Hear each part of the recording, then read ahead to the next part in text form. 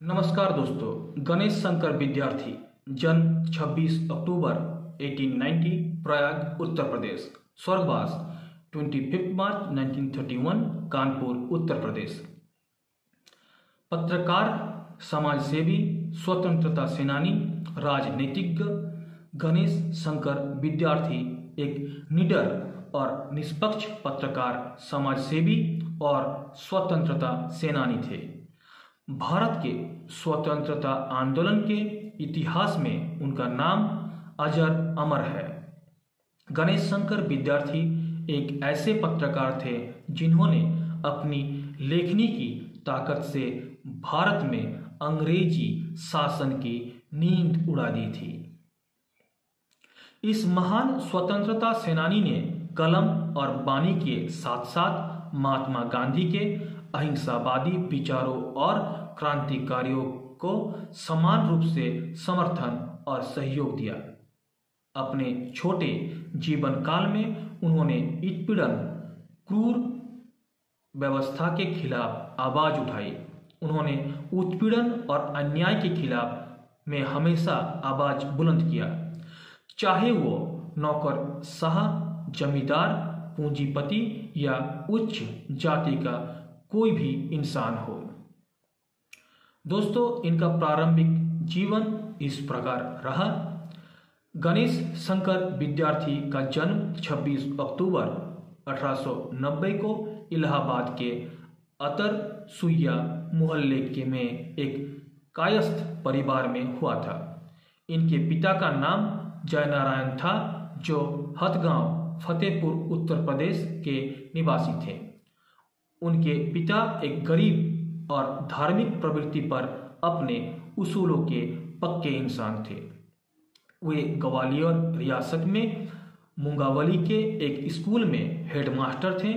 गणेश का बाल्यकाल वहीं बीता तथा प्रारंभिक शिक्षा दीक्षा भी हुई। उनकी पढ़ाई की शुरुआत उर्दू से हुई और 1905 में उन्होंने भेलसा से अंग्रेजी मिडिल परीक्षा पास की। उन्होंने सन 1907 में प्राइवेट परीक्षार्थी के रूप में एंट्रेंस परीक्षा पास की और आगे की पढ़ाई के लिए इलाहाबाद में कार्य पाठशाला में दाखिला लिया। लगभग इसी समय से उनका झुकाव पत्रकारिता की ओर हुआ और प्रसिद्ध लेखक पंडित सुंदरलाल के साथ उनके हिंदी साप्ताहिक कर्मयोगी के संपादना में सहायता करने लगे।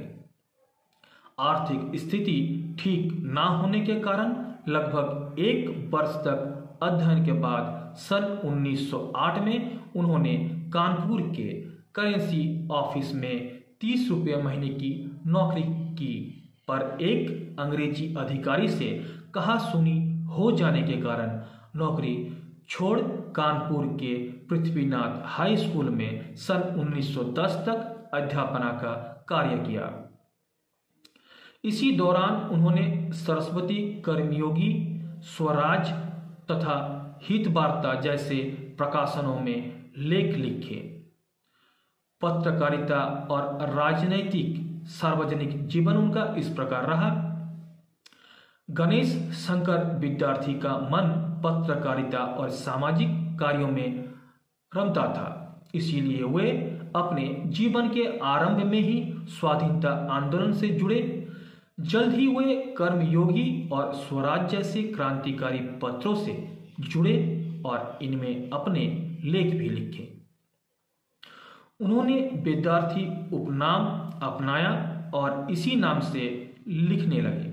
कुछ समय बाद उन्होंने हिंदी पत्रकारिता जगत के अगुआ पंडित महावीर प्रसाद द्विवेदी का ध्यान अपनी ओर आकर्षित किया, जिन्होंने विद्यार्थी को सन 1911 में अपनी साहित्यिक पत्रिका सरस्वती में उप संपादक के लिए पद पर कार्य करने का प्रस्ताव दिया, पर विद्यार्थी की रुचि समसामयिक और राजनीति से ज्यादा थी, इसीलिए उन्होंने हिंदी साप्ताहिकी अभ्युदय में नौकरी कर ली। सन 1913 में विद्यार्थी कानपुर वापस लौट गए और एक क्रांतिकारी पत्रकार और स्वाधीनता कर्मी के तौर पर अपना करियर आरंभ किया। उन्होंने क्रांतिकारी पत्रिका प्रताप की स्थापना की और उत्पीड़न और अन्याय के खिलाफ आवाज बुलंद किया। प्रताप के माध्यम से उन्होंने पीड़ित किसानों, मिल मजदूरों और दबे कुचले गरीबों के दुखों को उजागर किया। अपने क्रांतिकारी पत्रकारिता के कारण उन्हें बहुत कष्ट झेलने पड़े। सरकार ने उन पर कई मुकदमे किए, भरी जुर्माना लगाया और कई बार गिरफ्तार कर जेल भेज दिया। सन 1916 में महात्मा गांधी से उनकी पहली मुलाकात हुई, जिसके बाद उन्होंने अपने आप को पूर्णतया स्वाधीनता आंदोलन में समर्पित कर दिया। उन्होंने सन 1917 से 18 में होम रूल आंदोलन में अग्रणी भूमिका निभाई और कानपुर में कपड़ा मिल मजदूरों की पहली हड़ताल का नेतृत्व किया। सन 1920 में उन्होंने प्रताप का दैनिक संस्करण आरंभ किया और उसी साल उन्हें रायबरेली के किसानों के हितों की लड़ाई करने के लिए 2 साल की कठोर कारावास की सजा हुई।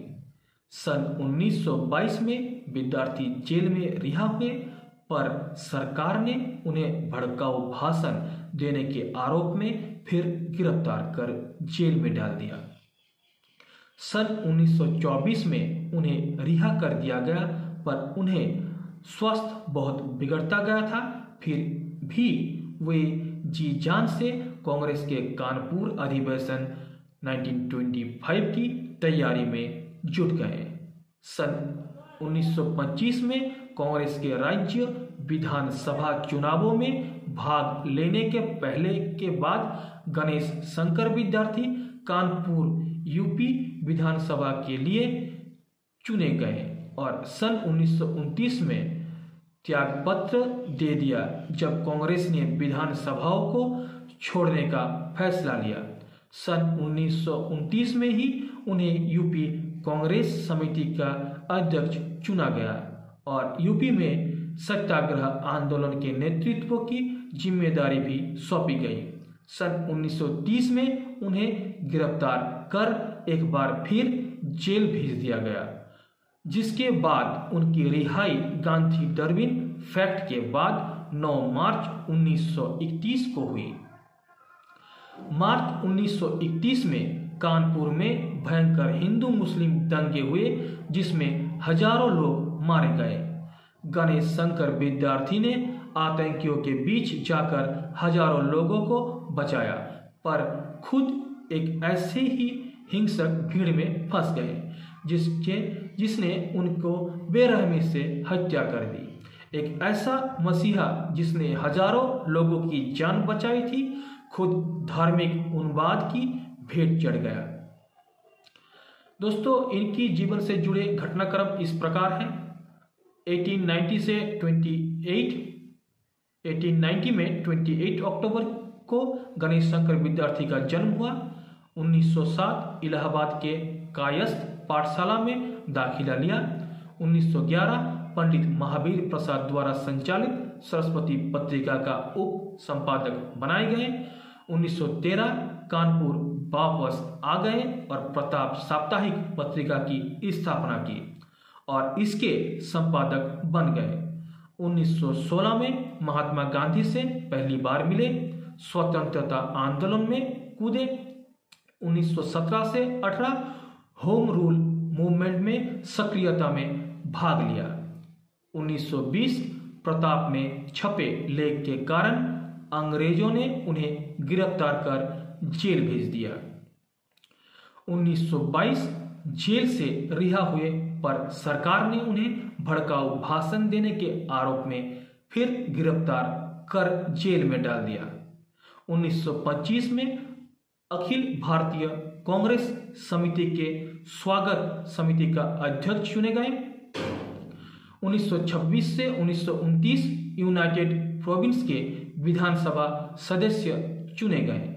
1931 कानपुर के सांप्रदायिक दंगे में 25 मार्च 1931 को इनकी हत्या हो गई। दोस्तों, वीडियो को लाइक कीजिए, शेयर कीजिए, चैनल को सब्सक्राइब कीजिए। जय हिंद, वंदे मातरम, जय भारत माता।